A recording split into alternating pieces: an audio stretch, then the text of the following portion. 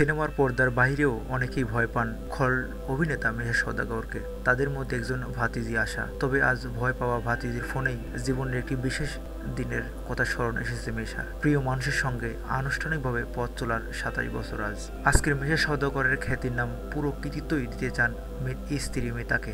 বললেন, আমার জন্ম নাম শাহিদ হাসান। এই নামের পিছনে সবচেয়ে বড় ভূমিকা আমার মায়ের। তবে আজ আমার মেশার নামের পেছনে আমার স্ত্রীর সবচেয়ে বড় অবদান। সে সাপোর্ট না করলে আজ আমি মেশার সওদাগর হয়ে উঠতে পারতাম না। বিয়ের আগে ১০ বছর ছুটিয়ে প্রেম করেছেন ঢাকায় সিনেমার শীর্ষ এক খলনায়ক। যখন প্রেমের শুরু তখন মেশা এসএসসি পরীক্ষার্থী ছিলেন আর স্ত্রী ছিলেন নবম শ্রেণীতে। দুজনের প্রথম ভালো লাগা গল্পের প্রথমেই। আমার আম্মা এবং মিতার আম্মা নিকটবর্তী আত্মীয়। আমাদের বাসায় তাদের বাসায় যাওয়ার যোগাযোগ ছিল।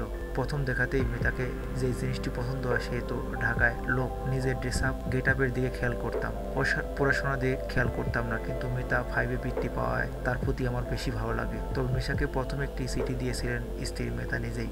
দুজনের ১০ বছরের প্রেমের যাত্রা খুব একটা সহজ ছিল না, ছিল পারিবারিক আপত্তি।